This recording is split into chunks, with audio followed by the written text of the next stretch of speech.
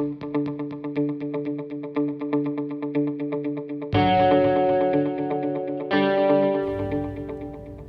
all, how you doing?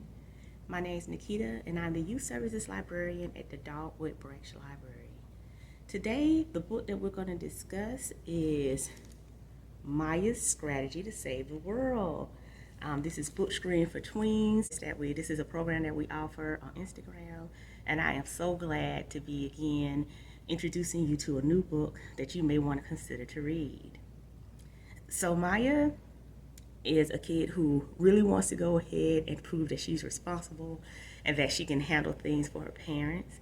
Her mom is on her way to Myanmar to go ahead and take care of her mother. Her mother is ill, so she's going there to go take care of her. And while she's there, Maya is left with her sister and her dad, and she wants to go ahead and prove that she can handle things and that she deserves a phone because she doesn't have a phone and her friend Cleo does.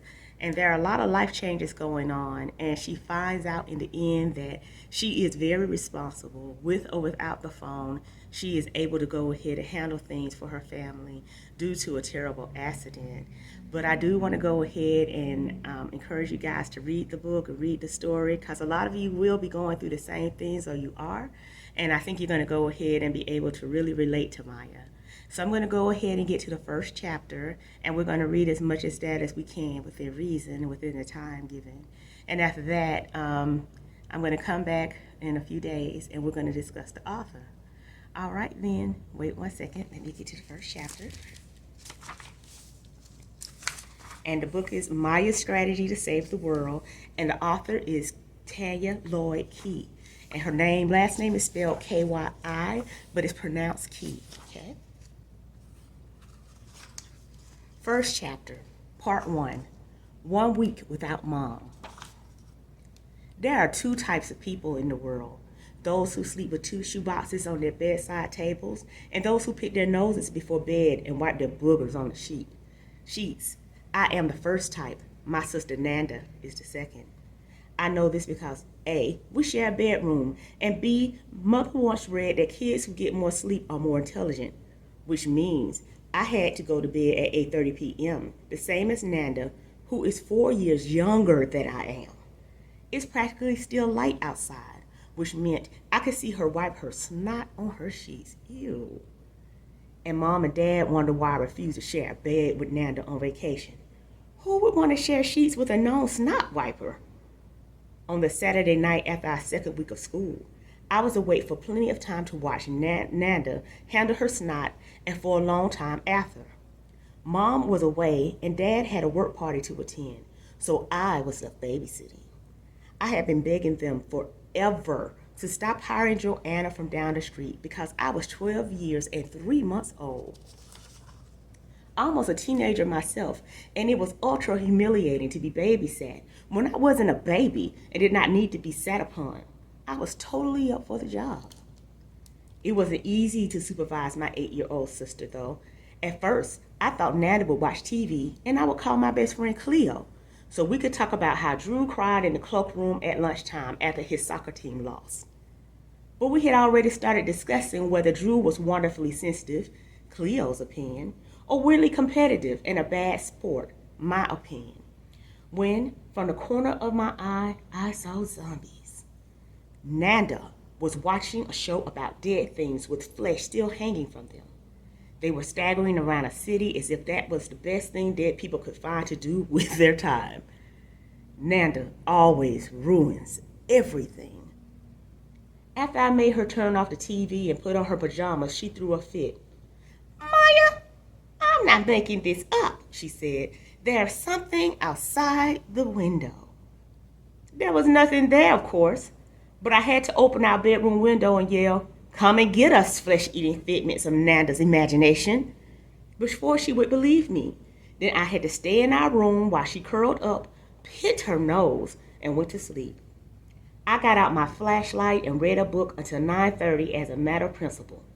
After that, I lay in the bed across from Nanda's with my eyes wide open, thinking every sound was the creaking of rotting bones.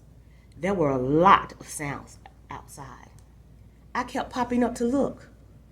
Once it was someone skateboarding. Once it was our neighbor parking his car. But there was also noises I couldn't identify, squeaks and rustling. It even seemed as if something bumped against our roof. Eventually, I went downstairs and got the rolling pin from the kitchen drawer and stashed it beneath my bed so I could defend our home if necessary. About 6 billion hours later, Dad's keys jingled in the lock.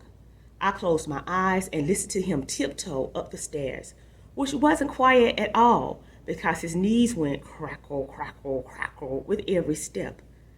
This was also how I knew for certain that he wasn't a zombie. Dad paused in the hall and peeked into our room. I pretended to be asleep, of course, because that was the sort of mature, under control babysitter I was determined to be. Then she wrote a letter to her friend, to plewin@hotmail.com, from myamyapapa1@gmail.com. Subject, breakfast perfection. Dear Mom, I babysat for Nana last night while Dad was at his work event. Everything went super smoothly.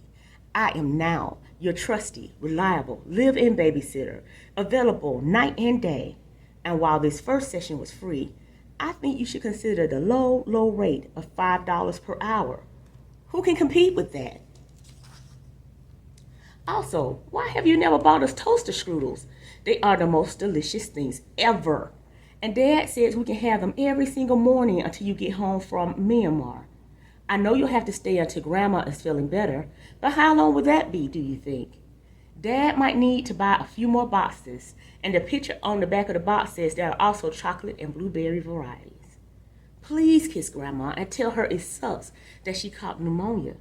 Except I know we can't say sucks to Grandma, so please reword that for me. I hope she heals quickly and you can come home soon, but not too soon because, chocolate and blueberry varieties still to try. Miss you tons and tons and tons. Love, Maya. Hugs and kisses. One day, I have an amazing job with the United Nations. They'll send me all over the world. I'll fly into countries that have wars and famines. I'll find brilliant solutions. Once everyone agrees to my suggestions, I'll be famous. I already have plenty of experience with that sort of thing. Cleo and I sit beside each other in Mrs. Martin's English class in the prime spot under the window, which would be perfect except that all desks in her classroom are in groups of 4. The other 2 desks in our square are occupied by Drew and his best friend Ian, and even though we are in 7th grade, not 2nd, the 2 of them spend ridiculous amount of time making fart sounds with their armpits and knees. On Monday, while we were supposed to be working on letter writing, Ian passed a note to Cleo that said, Cleo wants to kiss Drew. Then Ian started laughing hysterically. Cleo was already turning purple when Drew grabbed the note and added to it. Now it says, Cleo wants to kiss Drew's butt. I reached for it, but before I could grab the paper, Ian got it back. This is the sort of thing the UN negotiators have to deal with all the time. Now the note said, Cleo wants to kiss Drew's butt bad, which wasn't even grammatically correct. As you can see, Maya is opinionated. She speaks up. She goes ahead and she gives her opinions. She wants to be in the United Nations because she really does want to save the world. She's very interested in solving things for different people who are suffering. And that's something I think a lot of you have in common with her, that you do want to go ahead and help and assist people that you see are suffering, whether they have enough food or whether, they need a hug or whether they need a friend. And that's what's wonderful about kids at your age, children, period, that you guys go ahead and you see beyond what folks have on. And if you haven't seen beyond the material things that people have on and how they live, think about doing that, because there's so much more to a person. And you don't want to miss out on somebody just because of what they wear, or what they look like, or etc. You want to go ahead and be welcome and inviting. And I know you can do that. Again, my name is Nikita. I'm the Youth Services Librarian at the Dogwood Branch Library, and I hope to hear from you guys soon. And I'll be back soon to go ahead and discuss the author, where she lives, where she's from, and what does she like to do. Until next time, bye.